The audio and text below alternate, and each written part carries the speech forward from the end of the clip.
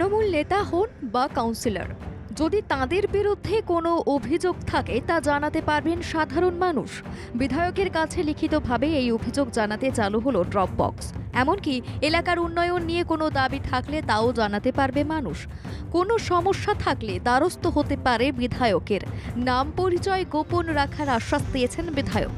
মানুষের আরও কাছে পৌঁছতে, তাদের সমস্যার সমাধানে এমনই অভিনব উদ্যোগ নিলেন সোনারপুর উত্তর বিধানসভা কেন্দ্রের বিধায়ক ফিরদৌসী বেগম।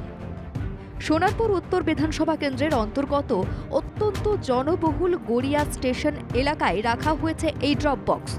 বক্সের চাবি ইতিমধ্যেই হস্তান্তর করা হয়েছে বিধায়ককে। তিনি নিজেই এই বক্সের চাবি খুলবেন। যে সমস্ত অভিযোগ জমা পড়বে তা খতিয়ে দেখবেন। দলের নেতা কর্মী কাউন্সিলরদের বিরুদ্ধে কোনো অভিযোগ জমা পড়লে দলীয় নেতৃত্বকে জানানো হবে বলে জানান বিধায়ক। অভিযোগকারীর নাম পরিচয় গোপন রাখারও আশ্বাস দিয়েছেন তিনি। না, সে পড়ুক না, অসুবিধা নেই। যার যে ধরনের অভিযোগ আছে সে তো অবশ্যই জানাবে।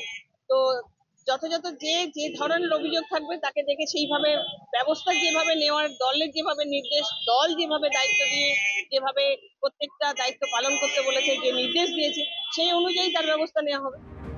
ইতিমধ্যেই এই ড্রপ বক্সে অভিযোগ জমা পড়তে শুরু করেছে।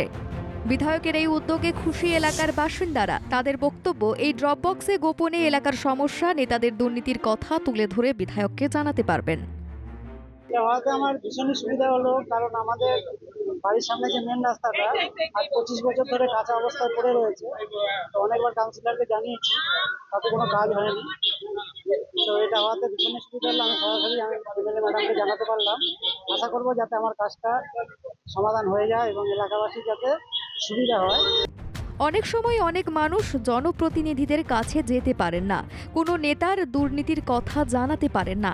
এবার সাধারণ মানুষকে সেই সুযোগ করে দিলেন বিধায়ক, যেখানে নাম পরিচয় গোপন রেখে এলাকার সমস্যা ছাড়াও স্থানীয় স্তরের নেতাদের দুর্নীতির কথা তুলে ধরার সুযোগ পাচ্ছে সাধারণ মানুষ।